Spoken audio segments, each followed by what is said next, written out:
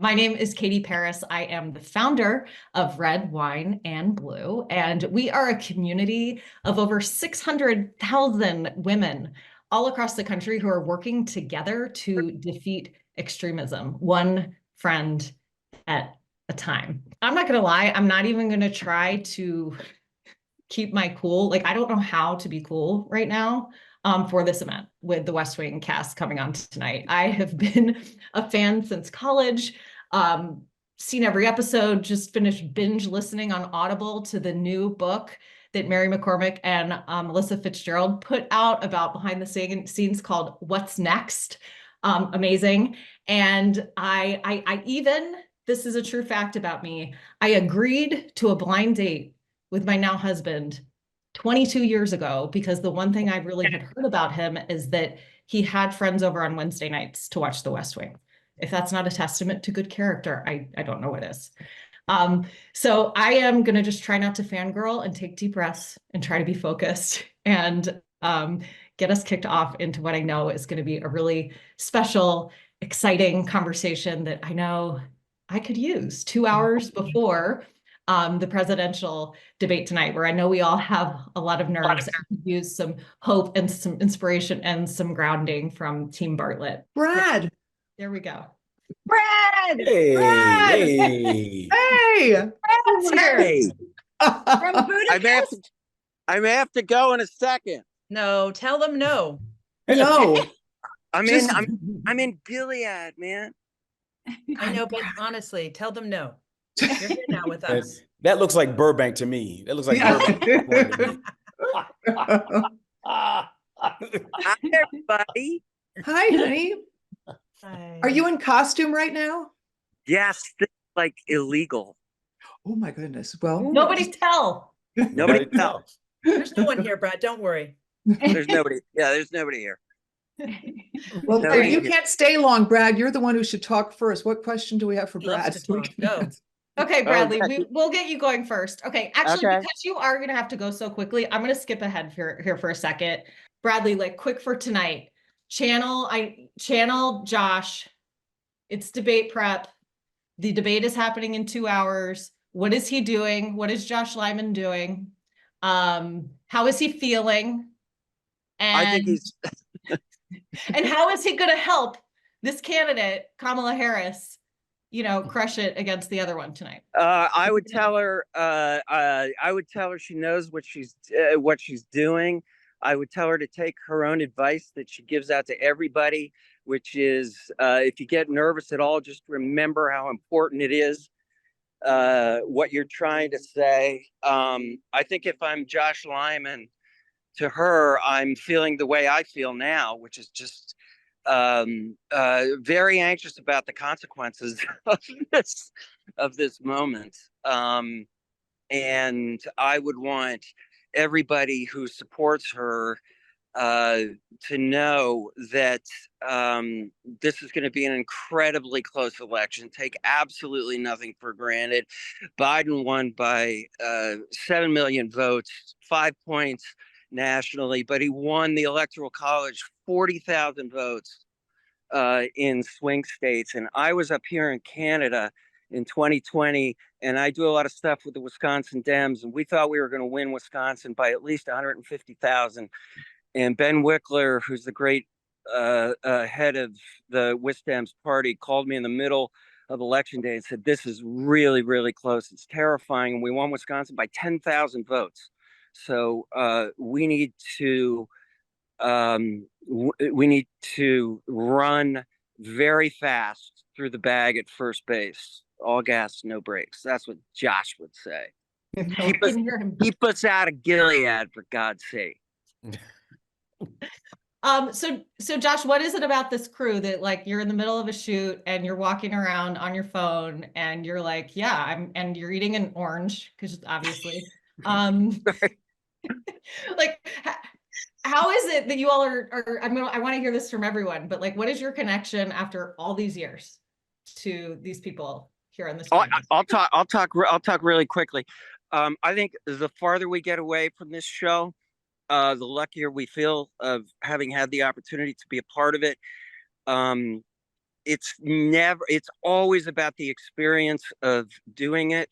We had a sense of community and this relentless need to do 22 episodes a year for 7 years. It was such an incredible privilege, and it's an incredible, crushing level of intimacy I think we all feel, as wonderful and as horrible as the connection you feel in a family. But we are, I feel very close to these people. Beautiful. And we didn't have to act.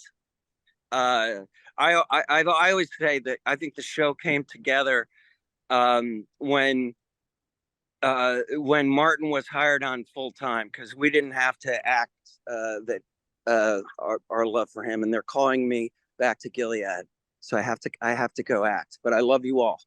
Love you, Brad. Thank you. Love you. Thanks for being here, honey. Okay, Love under you, his eye. No gas, no brakes.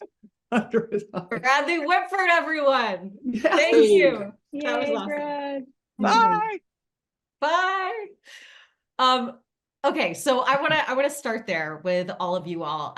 For everyone who's watching, the way this all came together very quickly. I was on a Zoom call, pretty small Zoom call, and Richard Schiff, aka the one and only Toby, right here, was on that Zoom call, and it was wrapping up. And he came off mute and turned on his camera, and he was like, hey, I like what you're doing there. And I really love how you're doing it. You know, and sometimes people still like to see the West Wing crew come together. So let me know if I can help out.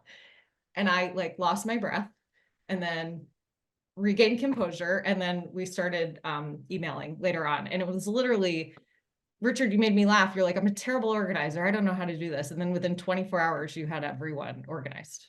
And I'm still in a panic. Yeah, no, I heard you talk in that Zoom, which is a Zoom of people who are very actively involved or trying to find ways to contribute to the cause, if you will. And I was very impressed with the angle that you guys take, which is you don't have to necessarily get on a bus and cross the country like many of us did in 2016 and 2020. I'm one of those people that hates doing that. I don't like knocking on doors and telling people what to think. I just don't like it. I know that's not what you do, but I don't like bothering people. We treat people the way we want to be treated. I don't want to be bothered. I don't want to bother people. So this is a really wonderful way to get people energized and contributing without necessarily coming out of their comfort zone, but going deeper into their comfort zone, which is their own community and the people who they already know and the people who we already love. And there are some of them who are not going to get to the polls for one reason or another. And the fact that we are there to push them there or drive them there or hold their hands and get them there is a way in which those, as Brad was saying, those very few thousand votes could make a difference in the most important states. So I admire you people that do this all the time. I rev up my energy and my self-consciousness and go outside and do my bit when I can. But those of you, and I'm including Martin in this, and I'm including Mary and Melissa, especially in this, and Dulé and Allison, and everybody else basically, who are socially adept people who get out in the world and do stuff. I love the people who really, Katie, people like your group that really knows how to do it the right way without intimidating people and making people feel guilty about it. It can be a fun experience. Well, not for me, but for everybody else. I think you've just rewritten how I'm going to talk about it. It's not getting in your comfort zone. It's going deeper into it. I love that. So Toby has rewritten the elevator pitch for Red, Wine, and Blue. Thank you very much. Who else could speak to that? I just love how quickly you all came together. How is it that you are in touch after all these years? How did you stay in touch? We're all on a group text chain, which is enormously fun and annoying sometimes, but it's It's the perfect way for everyone to immediately. That's how Richard got us all. He was just like, Yeah. I need you guys to do this. Sign up now, or you're not my friend anymore. I mean, he was like, and we all I will did it. interject real quick and say Richard will tell us what to do, though. He Yeah. doesn't like other people and tell him what to do, but with us, he will. Yeah.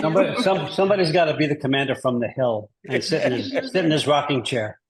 Yeah, Martin, we don't put you on that chain because that would be, we're trying to protect you from all the nonsense that happens on that. But if you would like to be included, just let me know. I don't think Martin has a cell phone that does texting. Do That's you, true. Martin? It's a technological issue. I have a not. cell phone in my car that I've never answered. I've never heard it ring, and I'm just waiting for an emergency so I can see if it works. Because I don't even know how to turn this thing on. If you saw earlier, my daughter Renee, who is my staff, turns these things on for me all the time. And I was just recently with Richard and Mary and Melissa in Washington doing a mess of stuff to celebrate them and their wonderful accomplishment with What's Next, which incidentally is number 3 on the bestseller list. Am I in the right? Nonfiction? You were in the right. On the New York Times bestseller. Hey. Congratulations. Yes, and we credit all of you for that. Well, not at all, but we're dealing with the best-selling writers. What do you call yourselves? Writers that make the best-selling list. We're best-selling. Best-selling authors. Yeah. Do you have the book there, Mary or Melissa, Best-selling to put it authors. up? Oh, I No, can get no. it. It's in the Authors, kitchen. yes. I'll There you go go. get it. Go I'm at get my it. parents' house. I'll go Oh, get Get it. it. I thought You you'd call- never ask. You call them. Exactly. You call.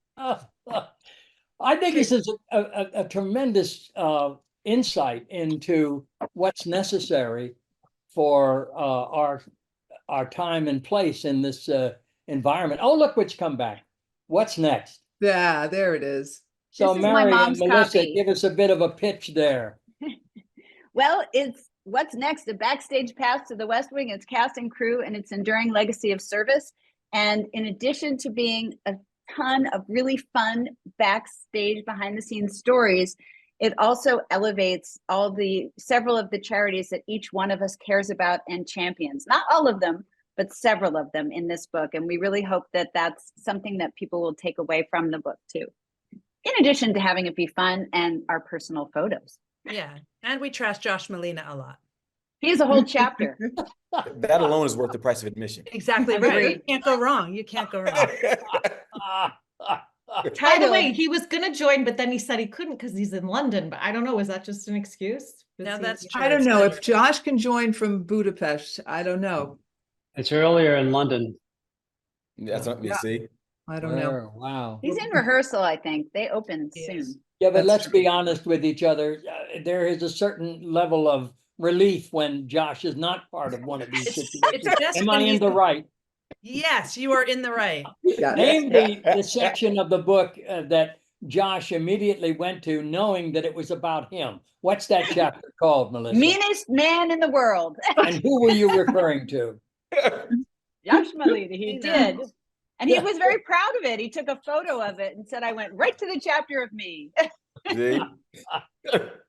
But I will say this about Josh, though, because speaking of organizations, he does have his thing that Josh is not mean, which is his group for the Yes. the American Red Cross. No, is it the Red Cross? Yeah, the I blood think drive. it is. Yeah. He donates blood and platelets. Yes, and he has I'm gotten surprised he has any left. I think that's because he's unemployed. Oh, maybe you might be He's right. employed now. He's doing You a know. play. My God. He gets $26 an ounce. We Oh, all God. love him, and he's just worth a every big. penny. I'm He's glad just. this is being recorded so we can send it to him. I know. Oh, He's I just a love big practical joker. That's all. That's why he Yeah, made but- me cry so many times on. He made us all cry. Made us Yeah. all cry. He was just, but he's so funny. He's deeply funny. and he's He didn't very make me smart. cry. He didn't make me cry either, but I feel nervous saying it out loud. Oh my But God. he did take my money, though. He did teach me how to play poker and take then your money, systematically yeah. baited me into playing poker with him in his trailer and taking my money over the course of 3 seasons. So yes. Huge Big mistake. mistake. All Oh my right. God. The debate is happening in an hour and 40 minutes. So there is one question that we do. Brad answered it some. We're going to get the rest of you. This is something that came up when people signed up. they were allowed to ask a question, and this is one that did come up a lot. So Okay. I want to put Janice Robinson up. She leads our on-the-ground organizing team in North Carolina that is just kicking butt, putting North Carolina in play from the top of the ticket to breaking that Republican supermajority in the state legislature, all the work, the school boards even. Welcome, Janice. Super fan of the West Wing. You got I it. am. Hi, Janice. I am. Hi, Janet. Hey, everybody. I am. I've been a political junkie nerd since the Reagan days. Yes, I look a lot younger than I am. But I was a huge fan of the West Wing from day one, watched all the episodes and so forth. And now I'm going to have to just go get HBC Max so I can go back and watch them all again. And so, but I'm excited to be on with you all. And so my question is to you, Martin, Mr. President. So can you kind of channel your character for us and tell us how you would be preparing for tonight and what advice that you might give Kamala Harris as she prepares to handle Donald Trump and his debate weirdness? Yeah. Well, I wouldn't, be in a position to give her any advice. I'm just in awe of her and what she's managed to do these last 6 or 8 weeks. I mean, it's just phenomenal. And frankly, I've said it from the beginning. As soon as Joe Biden passed the baton, I said, she's going to win. And I keep saying it, and it keeps getting confirmed. This campaign has discovered fire for the second time. And it's sweeping across the country, and it's heating up in ways that, and with people that you can't even begin to imagine the outcome. I don't think any of the polls are really accurate at this time, and I'm not expecting a great deal to come from the debate tonight. I just want her to be herself. I want her to laugh as much as she possibly can, because there's going to be a lot to laugh about.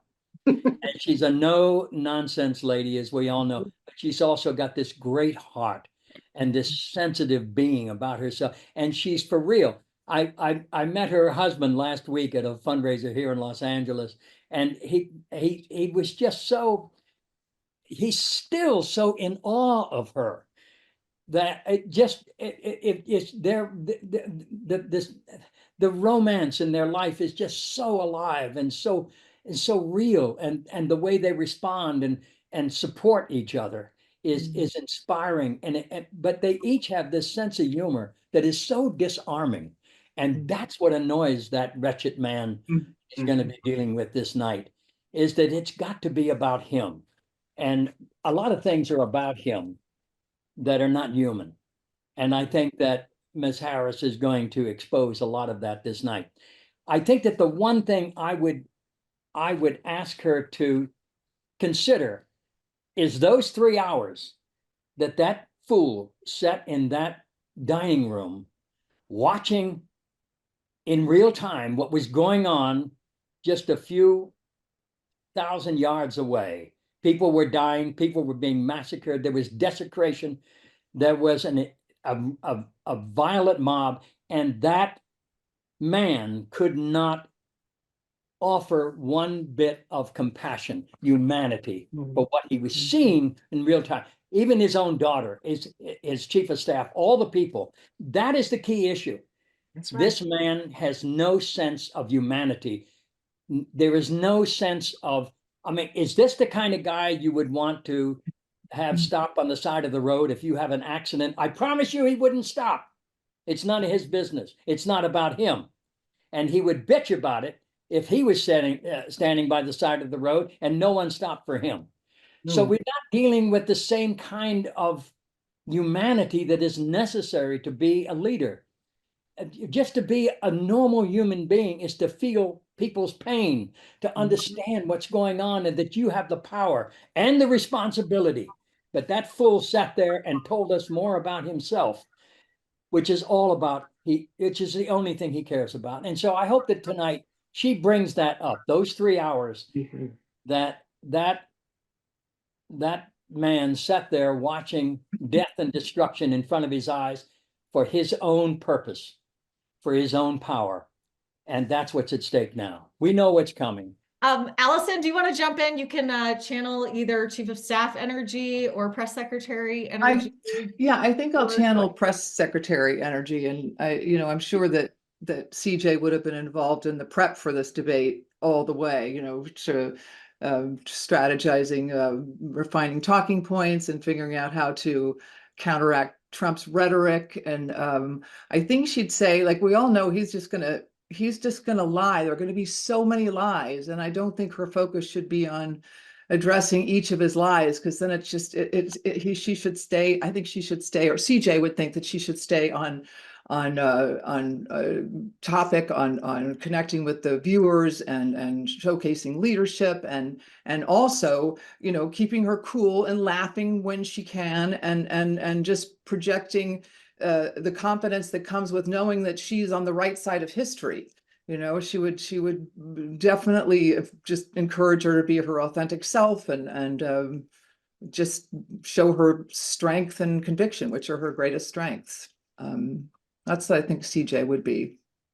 I think that's what CJ would say. Absolutely. Okay. Do we have any wisdom from Charlie or Toby? Any national security advice coming in here from Kate?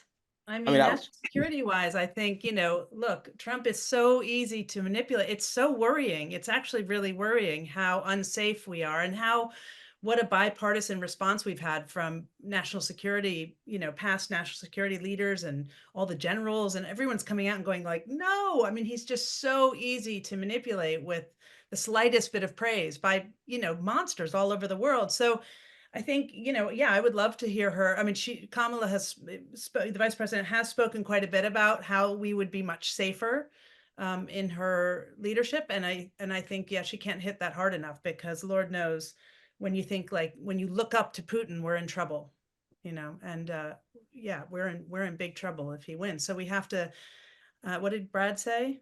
All gas, no brakes. Yeah. All gas, no Said, brakes. run through first base, which is a baseball run through metaphor. first base. I love it. I don't know why he wants nothing to do with second base personally, but I don't get it. I agree with Martin, though. I would also tell her to laugh and laugh and laugh. It drives him bananas, and it's beautiful and fantastic, and her joy is like infectious. And I think the country's tired of this despair. I think we are ready for some joy, and I think we welcome it. So I would tell her to lean into that. But I'm not, who am I to give advice? I mean, I would quickly say to her is, know who you are, know where you're from, and know where you are going. It is your experience that is your magic. It is your life that brings you joy. You can't lead without being able to feel.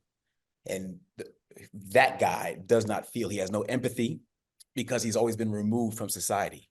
So how can you relate to society if you've been removed from it?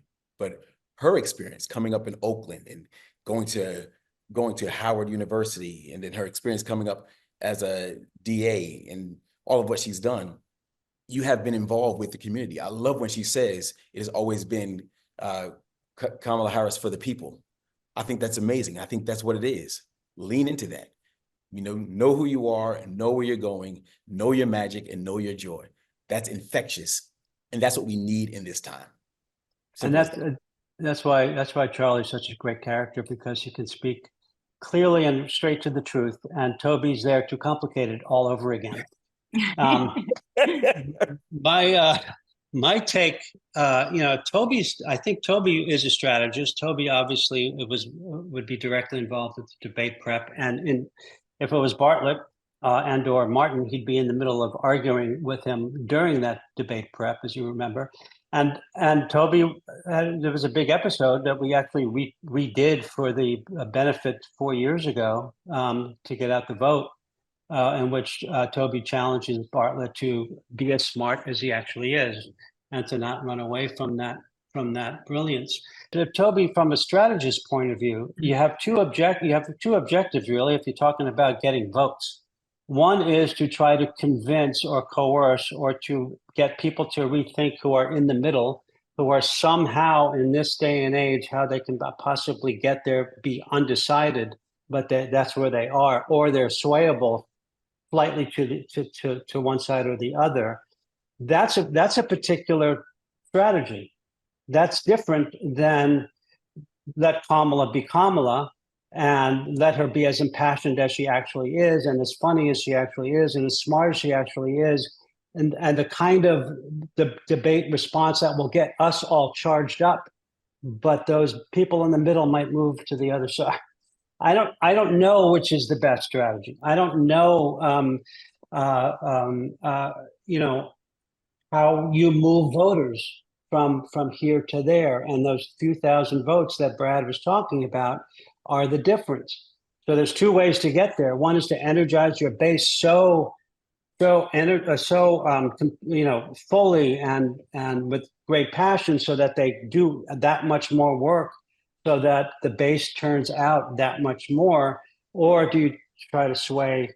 And how do you do both? How do you sway the middle and still energize your might your base? some say that the strategy of motivating the base, if she's doing it from that place of authenticity, of not ideology and partisanship, but truly who she is and her commitment to the people, some might say that that authenticity actually could be, inspiring and attractive, not just. No doubt. What Martin said earlier, would Donald Trump pull over, if you had trouble on the side of the road? I spent a lot of time in Montana, a lot of time in West Virginia, a lot of time in the so-called red states, a lot of time with people with Trump flags in their yards and so on. And let me tell you something that baffles me. They will not pass you on the road. If you have a problem on the road in Montana, whether it's snowing or raining or sunny out, there will not be one car that passes you. The first car will stop, no matter what their politics are. So I'm trying to understand why a decent person, and there are decent people who somehow have found themselves voting for that despicable representation of what might be called human. I don't get it, but I know that there are very, very, very decent people in every other facet of their lives who are that way. It's one reason why I won't ridicule them. I won't make fun of them. I won't do any of that. And I respect them, and I've had conversations with them.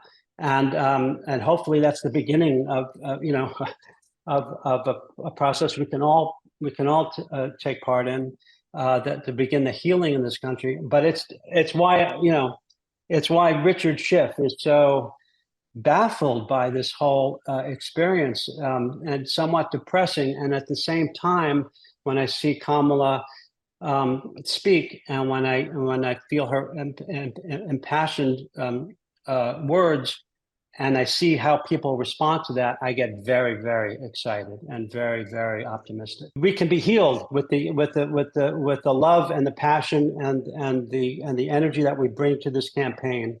But let's not demonize everyone on the other side. Is really only my point. And I just want to throw in what my advice would be to anyone giving a speech tonight in a debate, which is the advice that was given to me the first time I gave a speech, which was speak from your heart and tell the truth.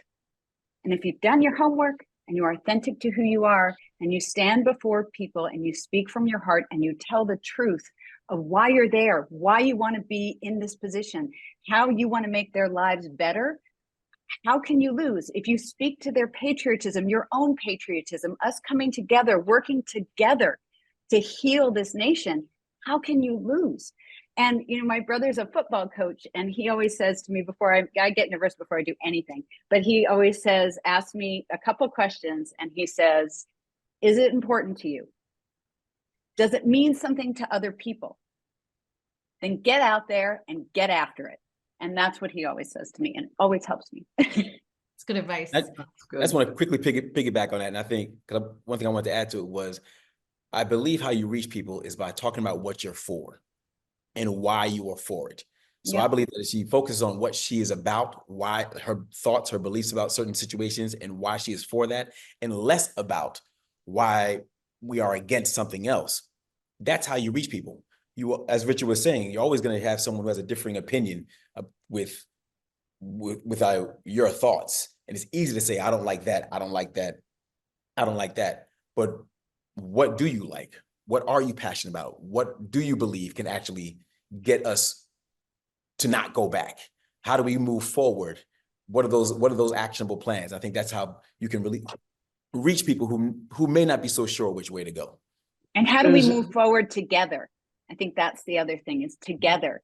Yeah, and there's one other point I want to make about, Joe Biden, one of his great strengths, and one of the great conversations that I had with him in a little airplane as we were flying into Mason City in a rainstorm, at which point he stopped the story and said, "This is where Richie Valens went down." Anyway, and then he kept talking. But he was telling the story about how he, a very intimate story about how he lost his daughter and his wife in a car accident, right when he had been elected for the first time senator from Delaware. And he was 29 years old. He would be 30 by the time he took office, so that was legal. And he was despondent, and he used other words to me personally, which I won't repeat, about how despondent he was. And he said that he was going to quit. And then a bunch of senators walked into his office. And it was the Titans. It was Kennedy, but it was also Strom Thurmond, who was later accused of being a racist for befriending, and Barry Goldwater, and Republicans and Democrats. And they all came into his office and they said, "You are one of us now. We understand how much pain you're going through, but we're going to take care of you. Please don't quit. We got you covered." And he told me at that moment that he will never let politics get in the way of friendship. And he will always reach over across the aisle, no matter what it takes, in order to come to some kind of an agreement. And it's one of the things that I most respected about him. And I just hope that this country doesn't divide so far down the middle that we become the Hatfields and the McCoys, because that would be a disaster. All right. Well, despite none of you being Aaron Sorkin, that was pretty damn good. Channeling all of your characters. Richard, you appropriately took us down a couple rabbit holes, just as Toby would have. And Dule, you absolutely gave us hope and helped us see clearly, and the rest of you, yes, exactly as we would hope. So thank you for all of that. And more than anything, I do just want to ask the chat, as I bring on Renee to ask a question now, who is with Martin Sheen here and simply believing that, yes, she will win, which I loved that moment when you said that, because, it reminded me, of course, of President Bartlet, committing to, yes, he's going to run again, and yes, he's going to win. So the chat is with you. She's going to win this. We have to stay positive, believe in our shared humanity. Kindness, I actually hear, is pretty popular in America, and we don't have to get everyone, but there is a lot of power in the message and the energy that she's bringing to this race, and that gives me hope. Okay, so I want to bring on Renee. Renee, hello.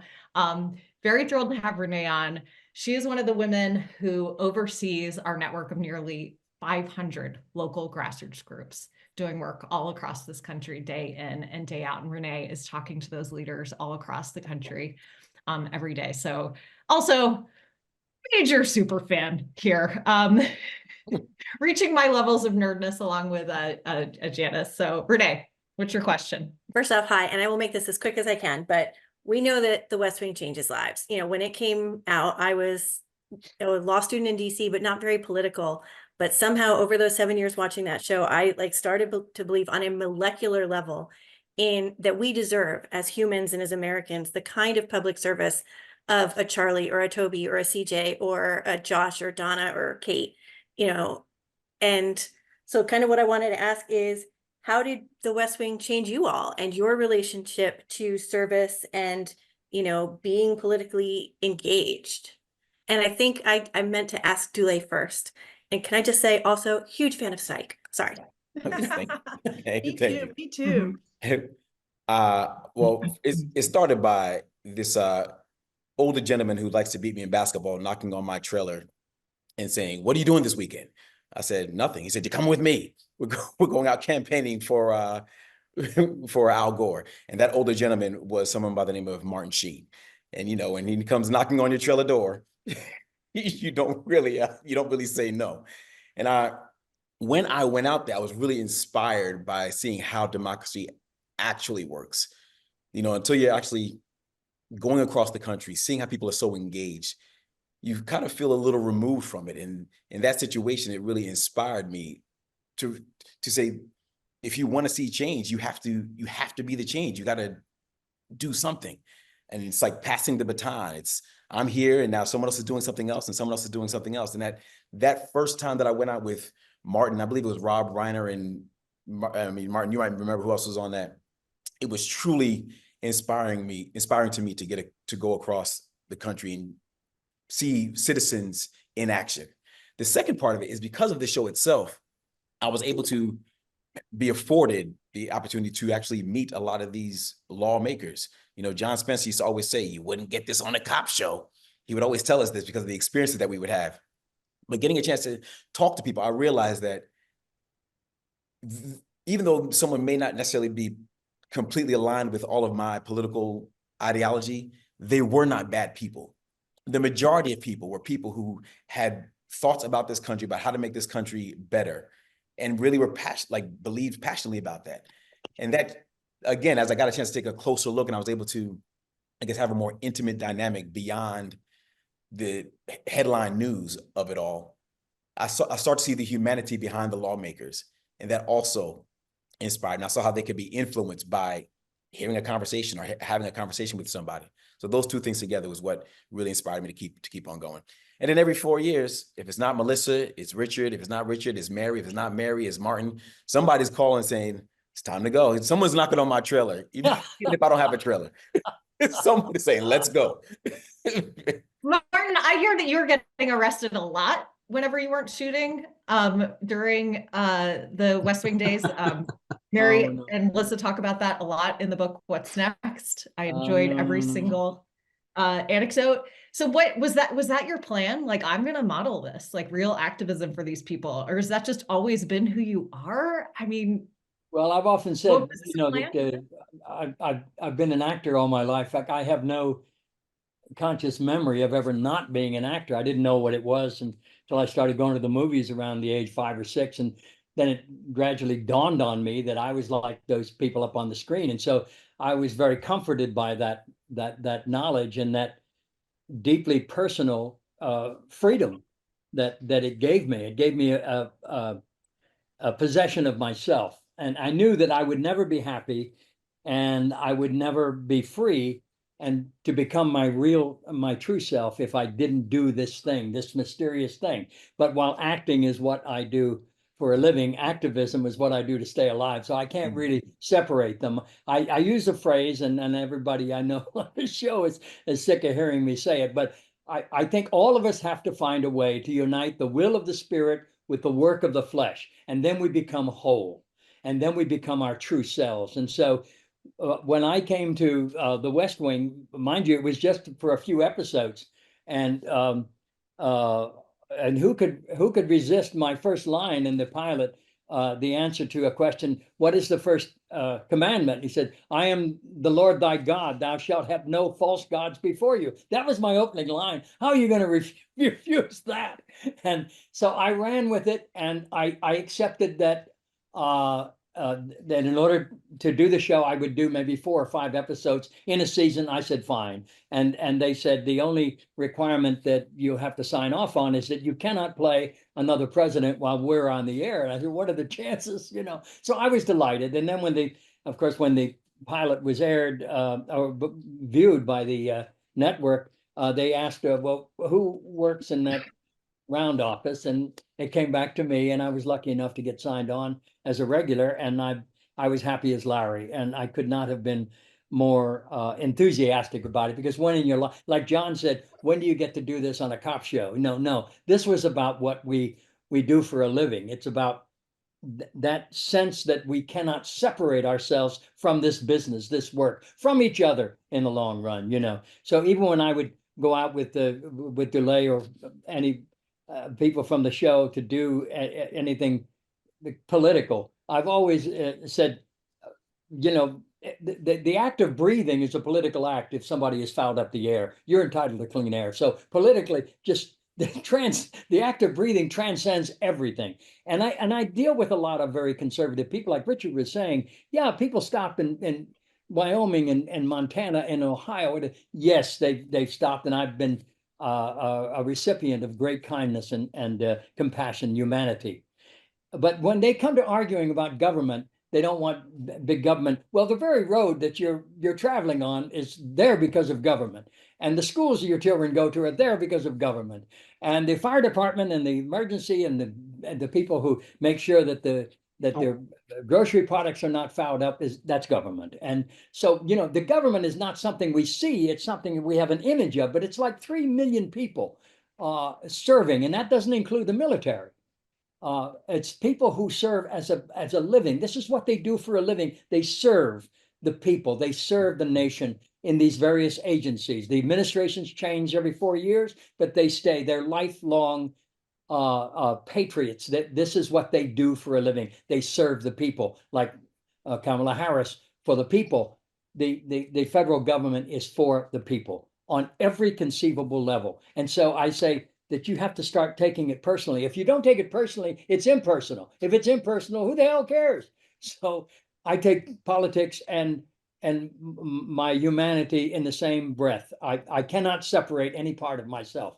I was doing a lot of advocacy, a lot of protest, a lot of arrest in my career. The last arrest I had, or near arrest, was we were doing the West Wing when the war broke out in George Bush II's Gulf War. And if I had been arrested, I was told I'd do it. I was already on probation for other stuff. And that if I got arrested while I was doing the West Wing, I would do 6 months. And I had already have a contract with the West Wing, so I couldn't do it. So I just wore a piece of tape across my mouth saying peace. And I went to demonstrations, but I avoided being arrested because I had a prior commitment. But yeah, sorry, I'm a windbag here, and I don't want to take all the time. No, but it's beautiful. I feel like we got there. You know, we heard a whole vignette, you know, from Bartlett in terms of why government matters, why we yes, must exactly. Yeah. Okay. Yeah. There's another reason why Martin stayed on the West Wing beyond the original 5 shows. The food was really good. If you read the book, you'll understand what Richard is referring to. For any of the rest of you, was the experience of being on the West Wing, did it change your relationship to politics? Did it make you become more, more political than you were before? For me, it did, because this gang is so political. So we all sort of, we're really in each other's lives, and our text chain, we do make fun of Josh Molina a lot, but we also call each other to service so much. Like, I mean, a few days don't go by, without one of us saying like, oh, there's this issue I care about, and, here's how you can help. And so there's always something to learn about, I mean, Melissa has brought us into her work. I'll let her talk about it because she should, because it's incredible. She's a personal hero of mine, and I know all of ours with the work that she's doing. And it's, so yeah, I think I certainly have become more political because of this company that I keep. Yeah, it's easy to understand why. I think we did lose Allison for a moment. She has the link and we'll make it back on. Regardless, she did also ask for the link for the Ohio after party because she's from Dayton, y'all. And so if you are from Ohio, you might want to click onto that after party shortly. All right, we are running out of time, so we need to take care of business. This has gone by way too fast. I honestly wish I could spend the rest of the night here and just this bubble. But it definitely has made me feel in a cynical free mindset, filled with hope and belief in not only what can happen tonight, but over these next 60 days together, knowing that you all are out there right alongside us. It just, it puts wind in our sails. So here is the thing that we want to, and I am sorry that oh, look, we have someone else joining us. It's Janelle. We just lost Allison, but we got you back. Hi, Janelle. Hey. We have 14 questions for you. I know, exactly. I still have my name tag from my school event. So Hello. Hello. Hey, Um, Janelle, welcome. Hi, my friends. Good to see you, we're Janelle. really happy to see you, Janelle. People I were am. just sharing, and maybe you want to hop in on this too. We've been talking about how is it you guys have stayed together through this text chain after all these years, and I know so much of it has been about engaging on each other's causes and staying politically engaged. And so the question others were answering, and then we'll get back to our agenda so we don't hold people over too long, but was simply, how did the experience of being Donna on the West Wing change you, Janelle, as a person in terms of your political engagement, and how you engage in activism? Well, I come from a very I'm a California, I always say I'm California hairdresser, hippie Democrat, because my parents were hairdressers, and California is very, like, very specific kind of old school Democrat. So we were just Democrats, and that's it. There was no there was no discussion.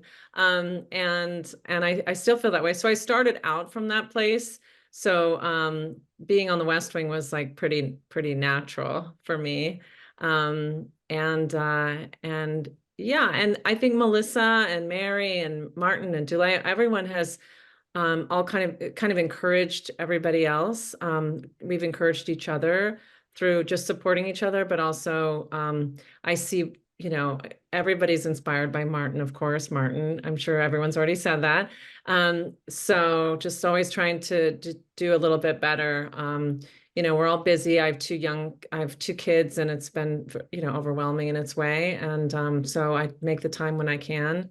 And I just kind of ride the coattails a lot of times of all these other people. So I did not know about the hippie hairdresser background. Yeah, hippie hairdresser.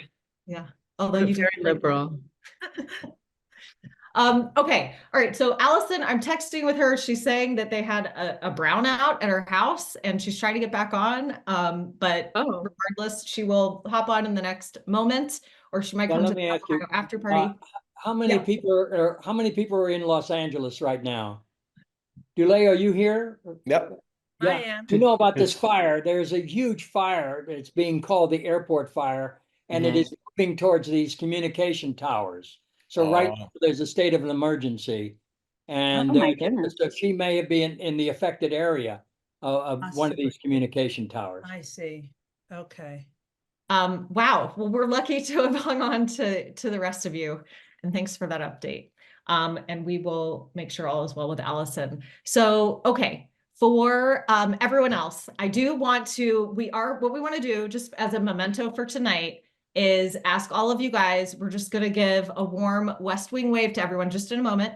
And as we do it, everybody, get out your phone if you're on your iPad or if you are on a desktop so that you can have this memento from the night. This is something that you'll be able to share with friends. If you are on your phone, you simply want to, I'm on an iPhone, so you just push this button and this button, the top left, and then on the right at the same time, you can take a screenshot.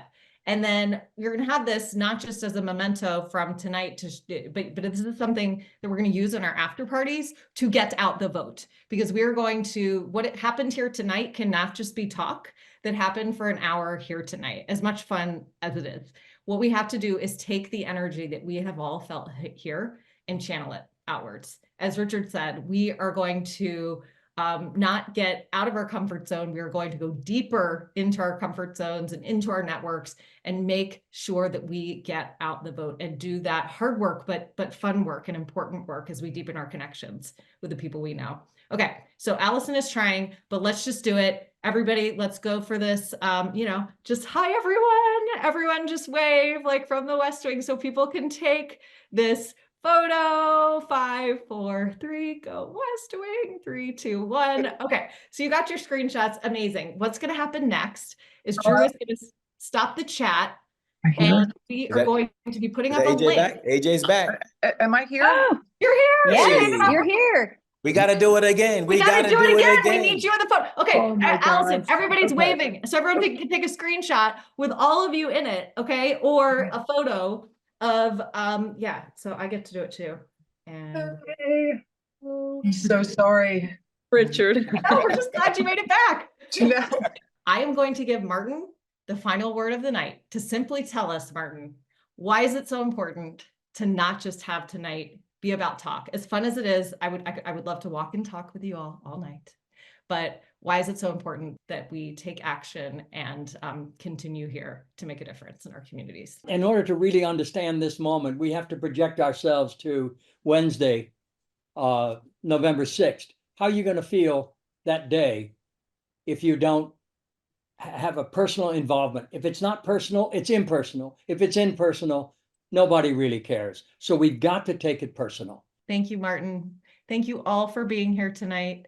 It's been so meaningful for me, for everyone here. I can't count the number of people who sent notes saying, no, I don't have a question for the cast. I just want them to know how much The West Wing meant to me, how much it got me through the Trump years, and how people are just continuing to watch. And thanks to Mary and Melissa for the book, as we all just get more and more behind the scenes details and can continue to be inspired by all you all brought to the screen. And we are going to take that with us as we fight really hard over these next 60 days, because we know, as Martin told us too, that we're going to win, but it's going to take all of us.